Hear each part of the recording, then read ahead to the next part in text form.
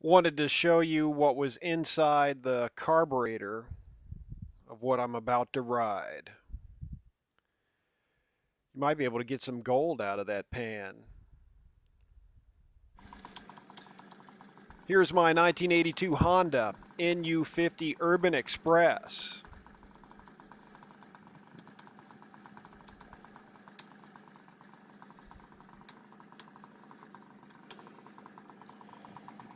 Let's take it for a little ride, shall we?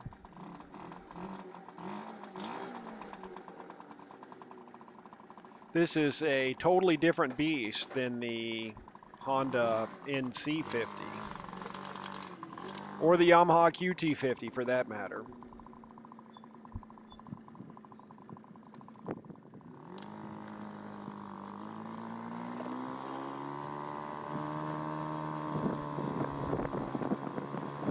I had gas leaking out of the carburetor, and so I finally decided to break down and take it apart and clean it out. Got a carburetor rebuild kit, and at the beginning of the video I showed you all the rust that came out. Now the gas tank didn't look that bad. The previous owner flipped bikes like this, and this was one of his flips, and I think when he picked it up the tank must have been pretty rusty, and he just put gas in the tank. There was no inline fuel filter on it, of course, and all the crud in the tank ended up in the carburetor, so it was a wonder it ran at all.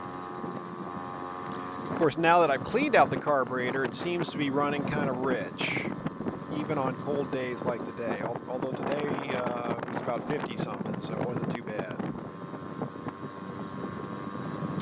Anyhow, this is a lot heavier than the Honda NC50.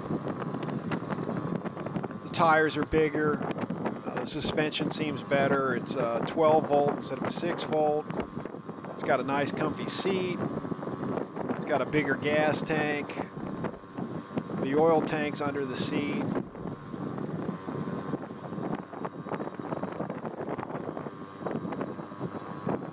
And I need to take out some of the variator weights. I've got too much weight in the variator, so I'm not getting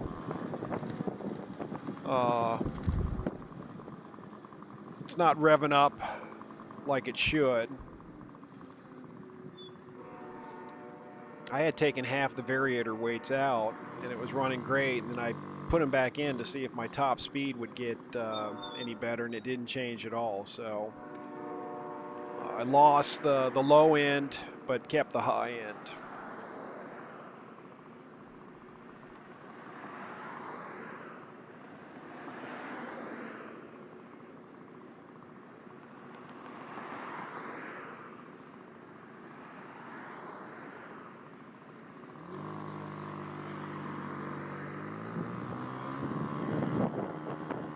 And as you can see, the acceleration is rather glacially slow, but once it gets up there, it'll get up there to about 33 or so.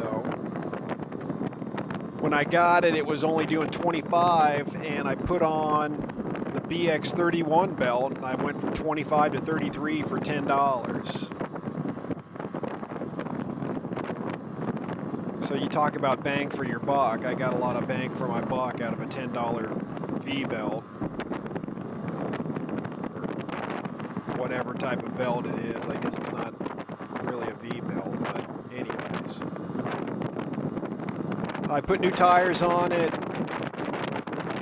Didn't have an air filter element. It had the air filter, but there was no foam element inside, so I bought that.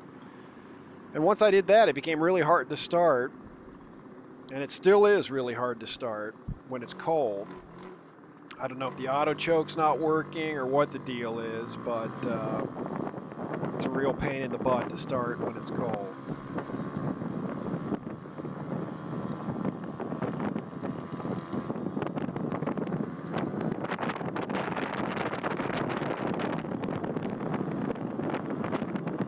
Anyhow, it's a lot of fun. it's a lot more subdued than like the Honda NC50 or the Yamaha QT50. But I hope to change that, get the low end back on it, have some fun. But still having a lot of fun riding this around.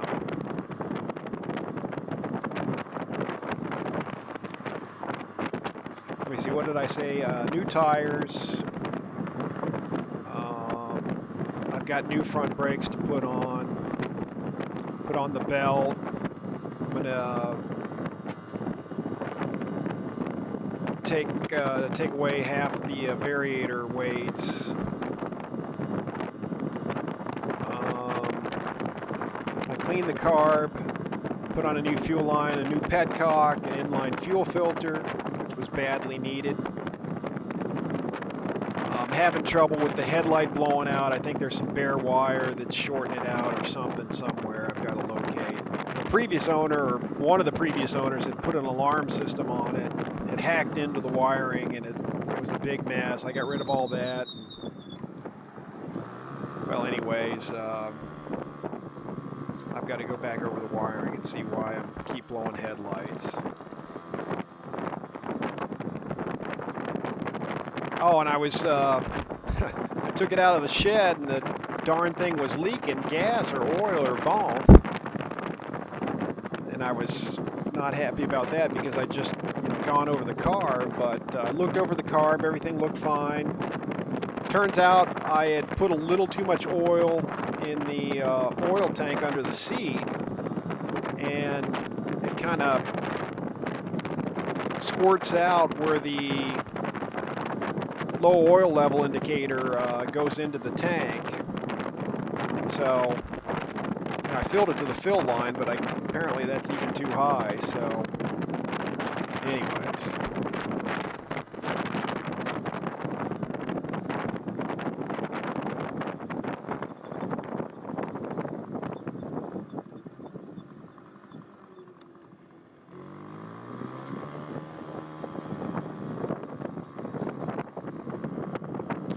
Oh, and I got a new clutch to put on it, some new clutch springs.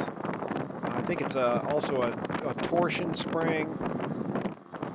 And oh, I've got a new set of rings if I want to dig into it, but the compression seems pretty good, so maybe I'll leave that alone.